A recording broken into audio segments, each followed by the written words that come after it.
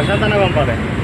మైత్రి ఈరోజు తెలంగాణ చౌక్లో ఉద్యమకారుల పోరాటం ఆధ్వర్యంలో మరి తెలంగాణ చౌక్లో చాలా సార్లు ఉద్యమం చేసిన ఉద్యమకారుల చేత మరి మాకు తెలంగాణ రాష్ట్రం ఏర్పడిన తర్వాత వెంటనే వాళ్ళు ఇచ్చిన హామీలో భాగంగా ఉద్యమకారులకు స్థలాలు కేటాయించి అలాగే వారికి పూర్తి చేస్తున్న గారికి అలాగే మంత్రి పొన్నం ప్రభాకర్ గారికి చంద్రబాబు గారికి మంత్రి లక్ష్మణరావు గారికి కేకే గారికి కోదండరావు గారికి అలాగే మిగతా కమిటీ మెంబర్లకు అందరికీ ప్రత్యేకంగా ఉద్యమ అభినందనలు.